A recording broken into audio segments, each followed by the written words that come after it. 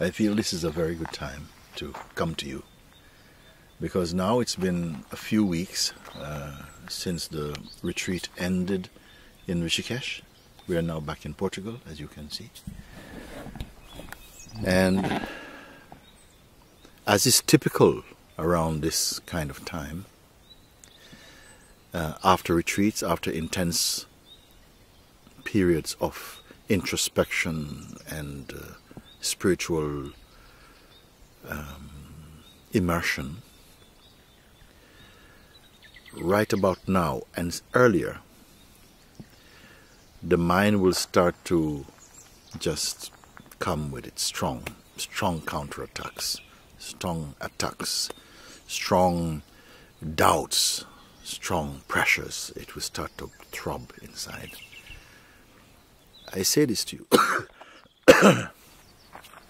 because you have not lost anything.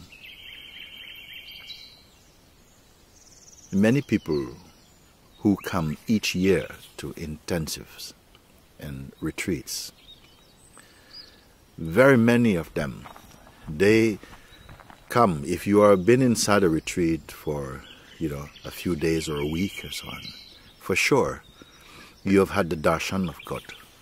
You have had the darshan of truth. It has touched something inside you. It has awakened something inside you. And it is calling you back into the heart of being.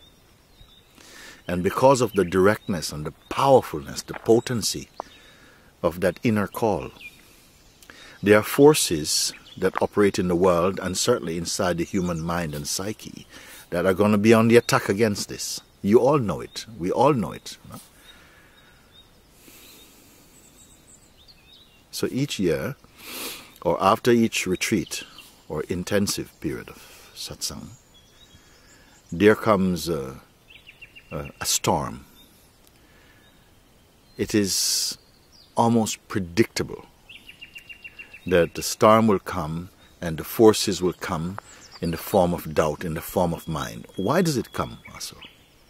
It comes because they still remain within us the potential, the capacity and the potential to deviate or to be distracted from your heart's truth and to be pulled into the noise of personhood again. So you are going to have to dig deeper. You're going to have to hold firm to what, not only what I have pointed and what you have heard, but what you have experienced and what you have seen. But that there exists within you a very powerful space that is completely still, unconquerable, unchallengeable, which is infinite, timeless, imperishable, you see.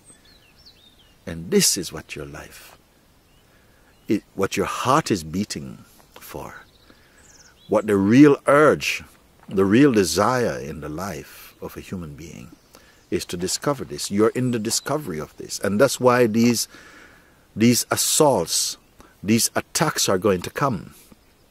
Don't think, like the mind would like, that these attacks are coming because you're on the wrong path. The attacks are coming because you're on the right path. Because you're on the right path. And sometimes you're this close, you see, to sealing your, confirming your realization. This is why forces have come to sabotage your opportunity for freedom. And let me tell you, they will come. They came for me. They came for every liberated being. Every Buddha, every Christ, every Krishna, every Rama, every Prophet Muhammad, everyone. They have come. And they will come for you. Okay? Once you have conquered them, and how will you conquer them? Not by fighting with them, but by remaining true, remaining in the heart of truth. This is what you are pointed. I have not put swords in your hands and guns and bullets and machetes. I've said simply, remain with God, remain in the true, remain only as the witness. Don't get identified with these forces. How do they work, these forces? What is their success rate? Why are they so good at distracting seekers from completing their realization. Why are they so effective? I will tell you why they are so effective.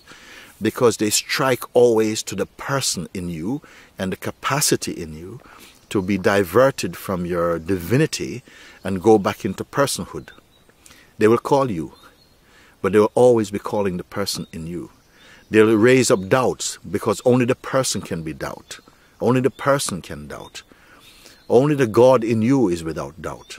They will strike at the doubt, at resistances. They'll show you, oh, you're gambling your life away. You're surrendering to some guy. You're not surrendering to some guy. You're surrendering to the almighty power, which is all-pervading, imperishable, everlasting, eternal, true, full of love, complete. You're surrendering to your completeness. So don't fall here. Fall earlier when you're beginning, but don't fall now. Now you have the advantage because you are discovering that your real self is not at some distance from you. It is here. It is not any physical distance from you. It is only a question of subtlety. You see? You are here. The mind wants you to be here, to be there. But you're here. What is it that's here? It has no form. It is not the body that is here.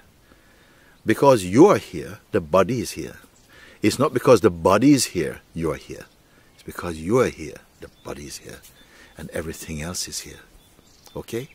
So you must confirm this. You, consciousness. Consciousness in its dynamic expression as the pure presence or the sense I am. Watch this feeling I am in you. Don't give it to the mind because the mind will convert it into a person. It is not a person. It is the presence of God. And if you hold to this, what you have seen, not a teaching, I'm not teaching you and learn, I'm pointing you so you discover.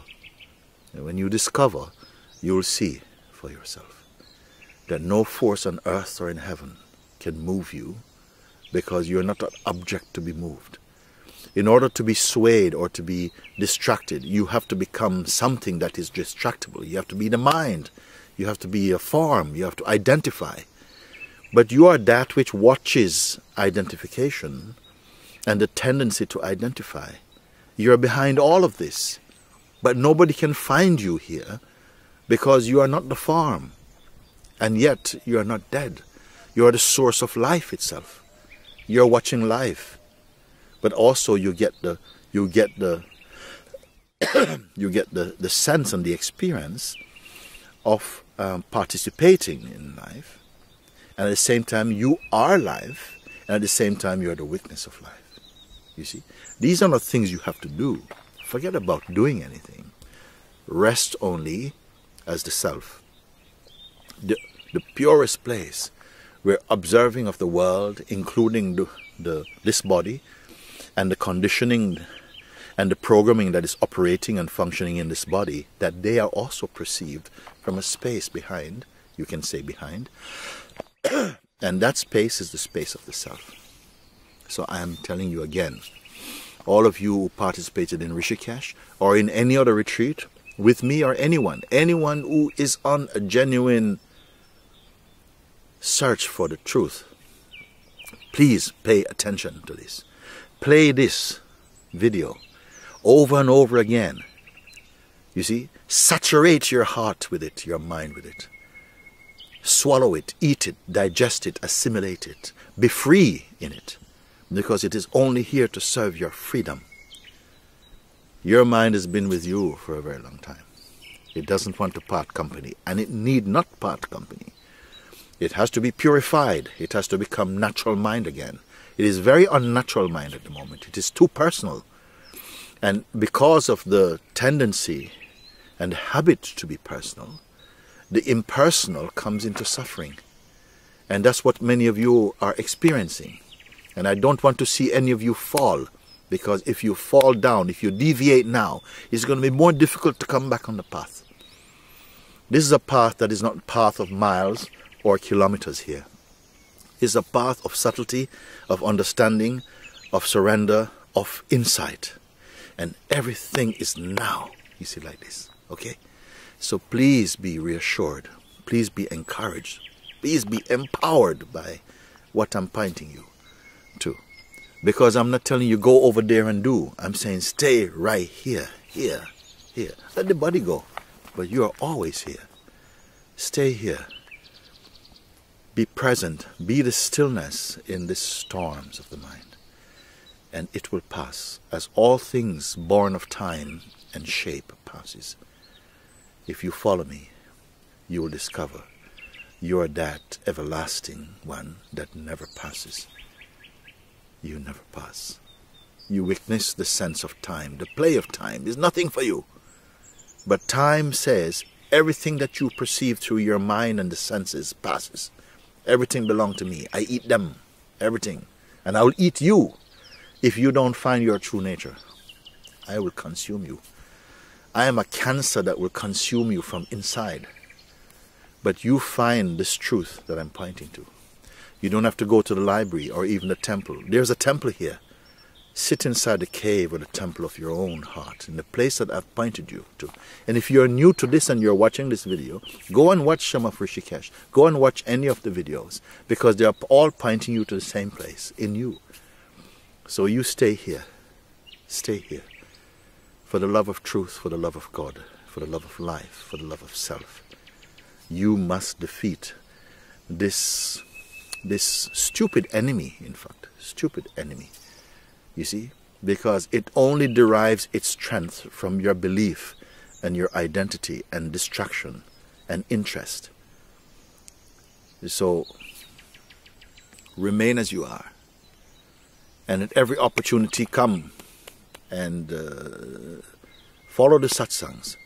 Don't think because you're watching on a screen, I don't have enough power. No. It is there through the screen. The consciousness is working through the screen also. It is encouraging the heart. Don't be distracted by the mind. Stay as you are. Okay? So, all power to you. The full blessing of the Holy Spirit of truth. Firm you up. And make its presence known in you. And this will somehow, the mind has to, your psychological personal mind has to become afraid of you. You see? It has to become, it's a bit afraid of me. And this is why it is always attacking at whether Mooji is authentic, whether it's true, and always looking for something. Why? Because the pointing is so powerful.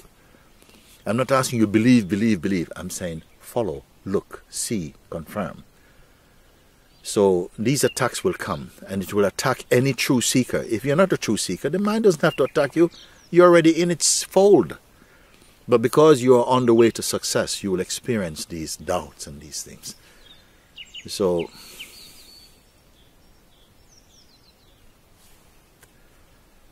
all power to you, all grace to you, all love to you. Stay with this. Don't be distracted by foolishness, by gossips and all of these nonsenses. Okay? You be the one that wins yourself back. Namaste.